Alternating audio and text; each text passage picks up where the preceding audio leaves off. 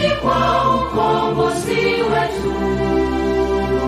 Tujitoe wenyewe, tusimame pamoja kulinda uhuru na umoja wetu. Enyi bwana na binti wa Afrika, mwili wa jua, mwili wa anga, tuifanye Afrika mti wa uzima. Tuungane sote, tuimbe pamoja, kuenzi shikamano hatima yetu. Tujitoe wenyewe kupambana pamoja, uhuru na umoja vitawale. Enyi bwana na binti wa Afrika, mwili wa jua, mwili wa anga, tuifanye Afrika mti wa uzima. Tuungane sote na tujibidishe kutoa kilicho bora kwa Afrika. Chimbuko la wanadamu, chemchemi ya utamaduni, tumaini letu wakati wa mafarakano. Enyi bwana na binti wa Afrika, mwili wa jua, mwili wa anga, tuifanye Afrika mti wa uzima. It is Humanist TV Africa. It is Humanist TV Africa. Let us make it the tree of life. My name is Tato Mukasa. Part of this team, and of course in the studio, is Dennis Bongole to do the production. We want to encourage you to please subscribe to our TV. We are on TikTok, we are on Facebook, we are on YouTube, but also we have a website. The name is Humanist TV Africa. Please do subscribe and get back to us, and also be able to put this message to many people. You can send us an email or send us a WhatsApp or contact us on our website. Today, we are talking about country profiles. Remember, our target is to promote an education that you don't normally get on social media. We are different. We are just a charity organization. We just start to do media work. So far, we have studios in Uganda, studios in Kenya, Zambia, Zimbabwe. We have studios in Nigeria and Ghana, Sierra Leone, UK, and the USA. And we are growing from strength to strength. We want to encourage you to please join us and do volunteer with us to take this message forward. Today, let us talk about Cameroon. Cameroon is a very interesting country. There's about 28 million people. It has been there for a long time, once occupied by the British, then by the Germans, then the French. It has a very beautiful history. Let us look at the maps and the flags of Cameroon. Cameroon, that is the flag, but also embedded in its map. You can see the star, the red for blood, the green for vegetation, and of course the yellow, that bright color to show us the sun in Africa. Cameroon is a very interesting country because it is relatively wealthy. It has minerals that you may not even find in many European countries. Of course, it has oil, it has gas, it has aluminium, it has bauxite, it has cobalt, diamonds, gold, and iron ore. That is Cameroon. When you look at its minerals, Cameroon, in terms of history, Cameroon was, as I told you, was once occupied by the British Cameroon. There was a part which was called British Cameroon between 1916 to 1961. Then there was also what we call the French Cameroon between 1916 to 1960. So there were two Cameroons divided into two. The British had a part, the French had a part. But again, we see that in 1884, until the First World War, Cameroon was a German colony. It was a German colony, subsequently divided into two territories. mandated by French and, of course, the United Kingdom. But Cameroon became independent in 1960. Where did they get the name Cameroon? Where did they get the name Cameroon? The name Cameroon was derived from Rio dos Cameros, River of Crowns. River of Crowns, the name given to woody river estuary by the Portuguese explorers of the 15th to 16th century. You can imagine the Portuguese explorers gave Cameroon this very name from River Prawns, and that is how it got this name. In terms of size, Cameroon is also quite big at about 475,000 square kilometers. Let us look at the statistics. In terms of population, I told you Cameroon is about 28 million people as we speak. And of course, these 27 million people occupy that size of the country. The growth rate in Cameroon is not very threatening at 3.5 annually. And of course, age dependence is quite high at 81%. These are dependents. It makes it hard for the working class to feed the dependents. Urban population is 58%. Many people actually live in the urban areas. Infant mortality rate is at 47 deaths per 1,000 live births. And of course, life expectancy in Cameroon is only at 60 years. Only at 60 years now. In terms of age distribution in Cameroon, we can say that only 2.6% between 0 to between 65 years and up. Of course, the elder ones are very few in Cameroon, but the majority are between 15 to 64 years, and that is about 55% of the people in Cameroon are actually working class. Those who are in the youthful age, those who are a bit young children, about 42%, right there below 14. Yeah, that is Cameroon in terms of statistics. Now, in terms of production, electricity there, Cameroon generates their own electricity.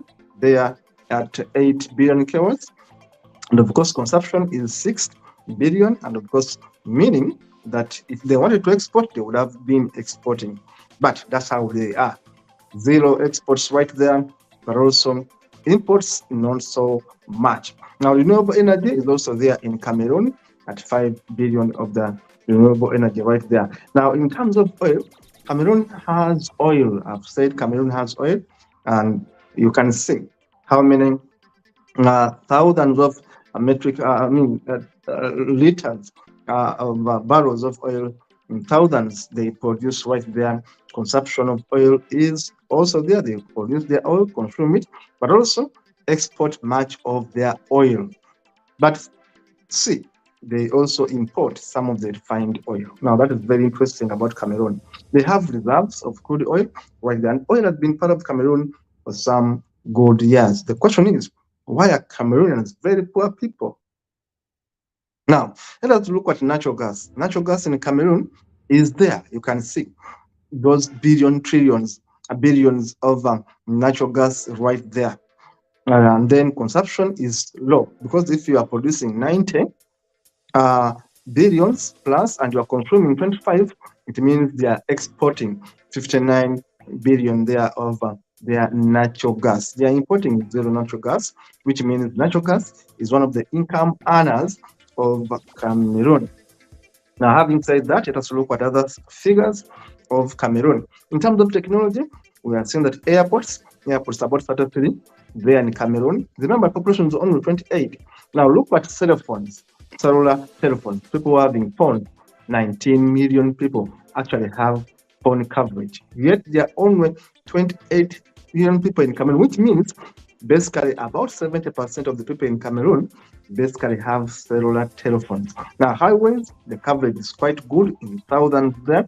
Internet users, about 6 million people. Railway coverage is 987 kilometers. Telephones are quite many in Cameroon, given the coverage right there, as you can see on your screen. Now, the question, Cameroon is Western Africa, bordering the Bight of Biafra between Equatorial Guinea and Nigeria. Though people actually putting it in Central Africa, but my records here show that we can put it also in Western Africa there.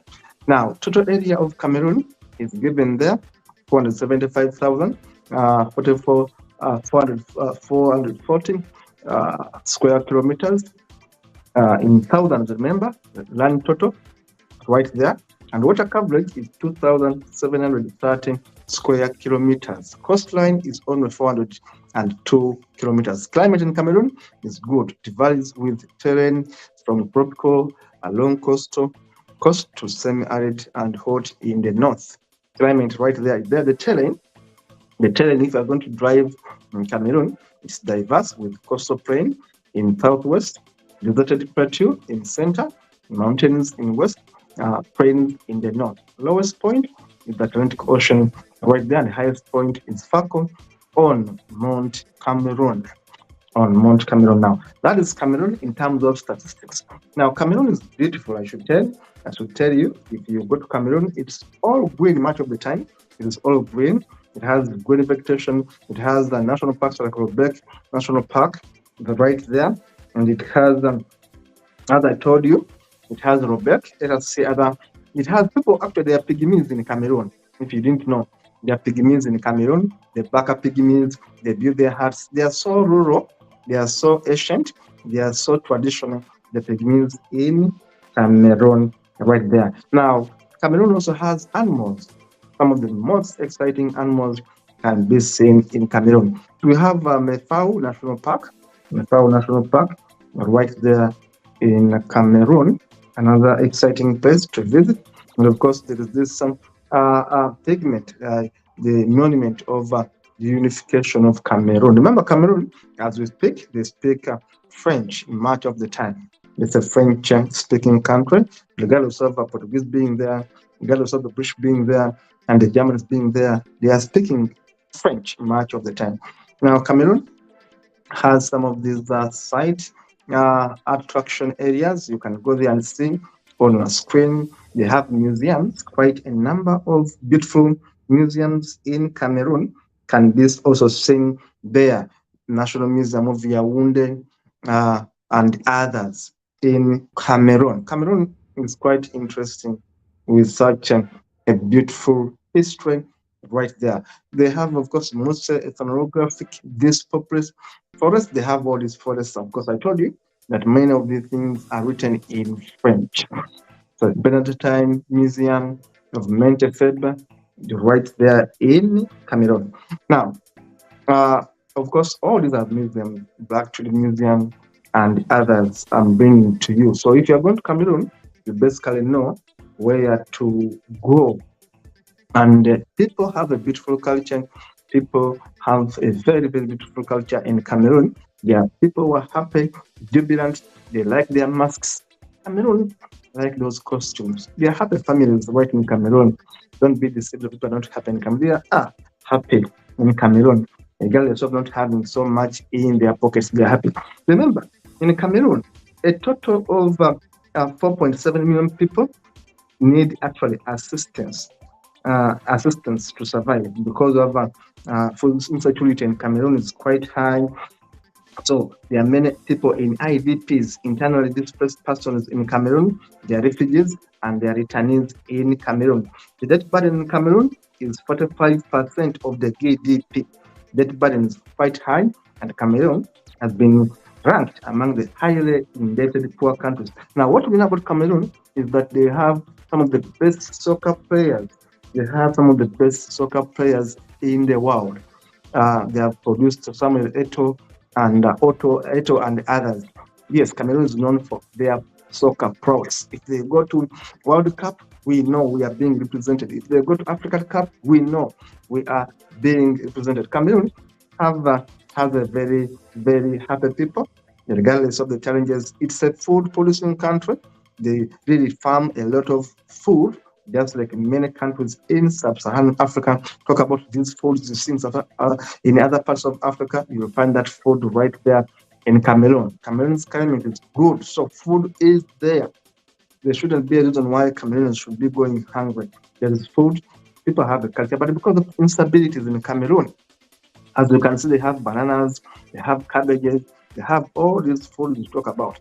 But Cameroon has also had a share of instabilities coming from Nigeria, coming from these other countries surrounding Cameroon. Instabilities have been quite high in Cameroon, so it has affected the stability of Cameroon. But there are mangoes in Cameroon, there are all these oranges, there is food in Cameroon. That is one thing you are going to be sure of in Cameroon. There is food, and people can survive. People can survive, regardless of the challenges, regardless of the debt burden, regardless of a poor leadership in Cameroon.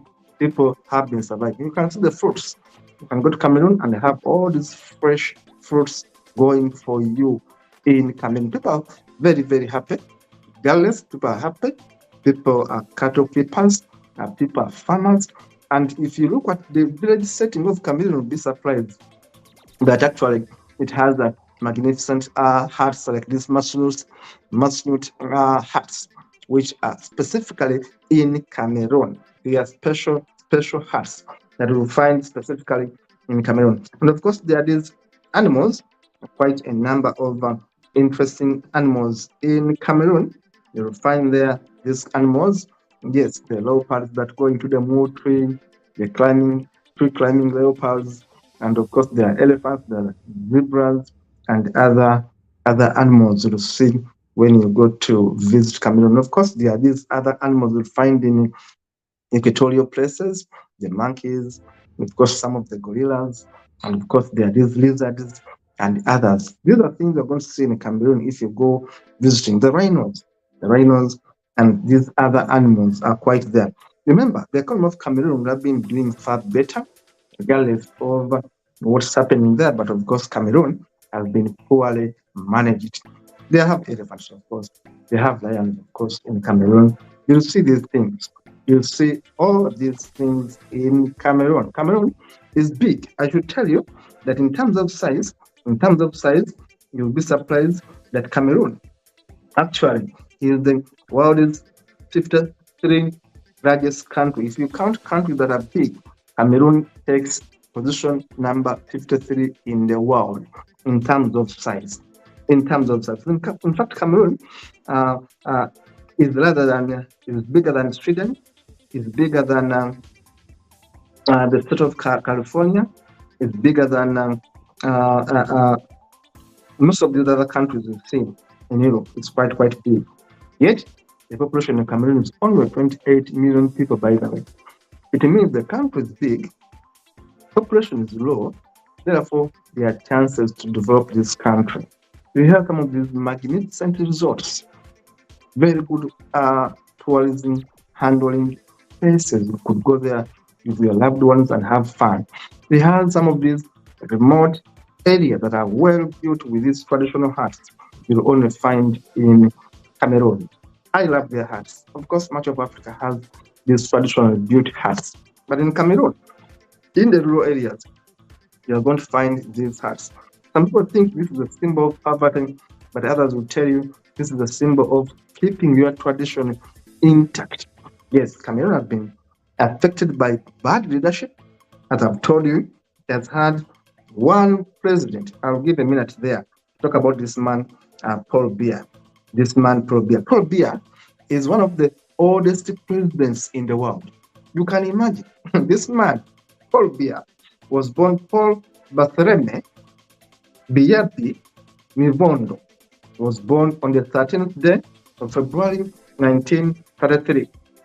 He's a Cameroonian politician and who has been second president of Cameroon since the 6th day of November 1982, having been previously the Prime Minister of Cameroon from 1975 to 1982.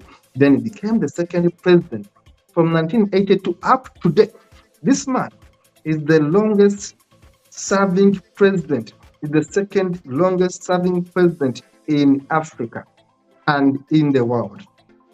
This man has been the second longest serving president in the world. Is only coming after another dictator called Theodore Obianga Nguema Masongo, who is a president of the Republic of Equatorial Guinea, who has been in that power since 1979.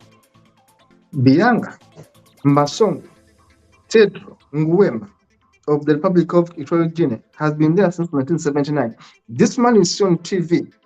Paul Biya has been a president since 1982. Think about it. Take all your time. Think about it.